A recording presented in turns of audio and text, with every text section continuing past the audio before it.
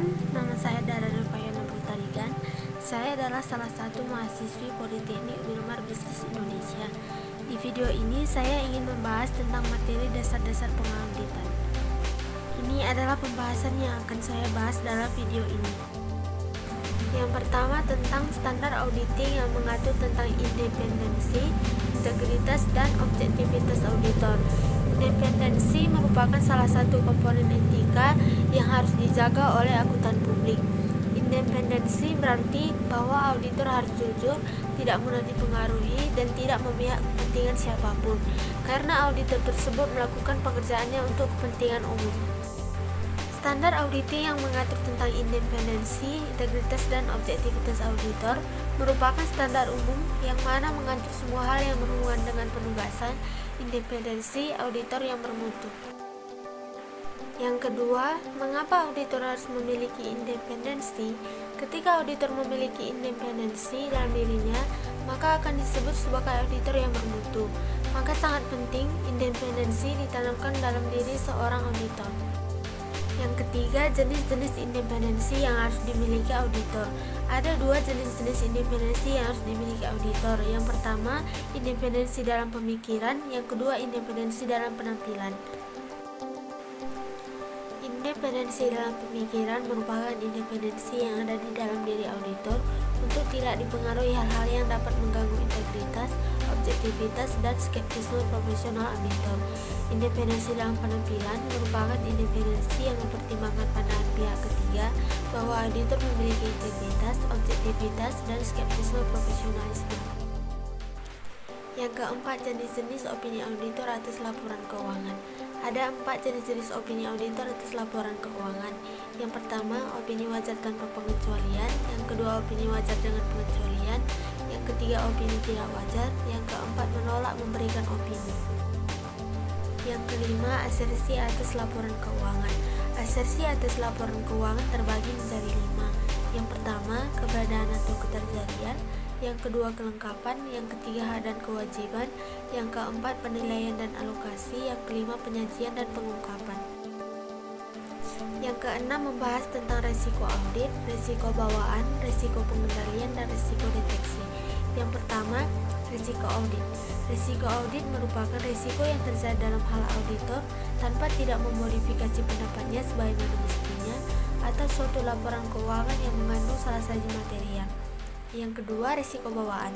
Risiko bawaan merupakan kerentanan suatu asersi terhadap suatu salah satu material dengan asumsi bahwa tidak terdapat kebijakan dan struktur pengendalian internal yang terkait. Yang ketiga, risiko pengendalian. Risiko pengendalian merupakan risiko bahwa suatu salah satu material yang dapat dicegah atau dideteksi secara tepat waktu oleh struktur pengendalian internal lain. Yang ketiga, risiko deteksi. Risiko bahwa auditor tidak dapat mendeteksi salah satu material yang terdapat dalam suatu asersi. Yang ketujuh, membahas tentang hubungan antara risiko audit, bukti audit, dan materialitas.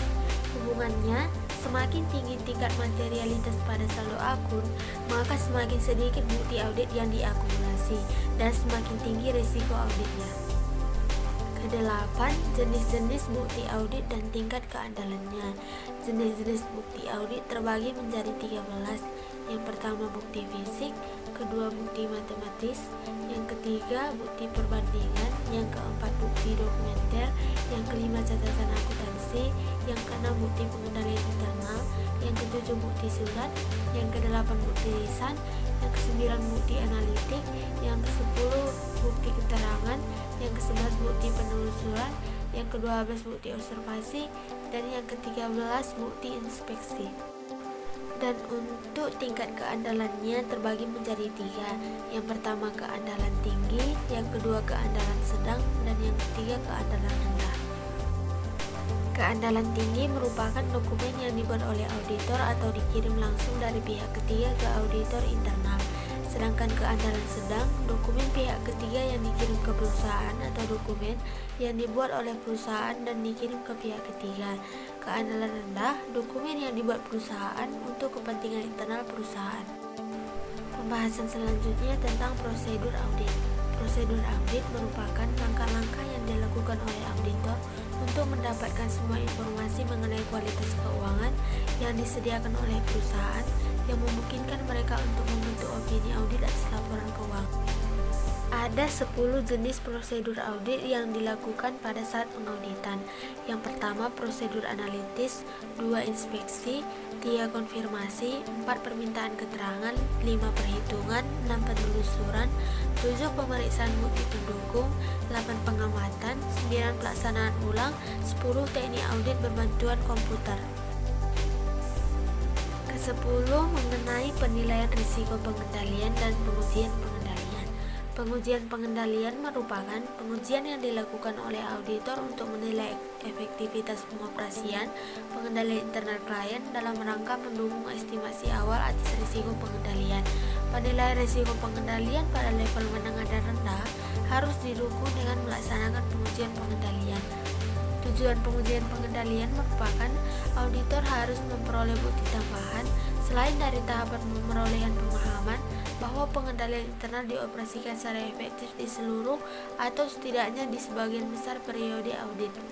Jika melalui pengujian pengendalian, auditor memperoleh bukti bahwa SPI telah dirancang dan dioperasikan secara efektif seperti diharapkan, maka risiko pengendalian sama atau lebih rendah dari risiko awal.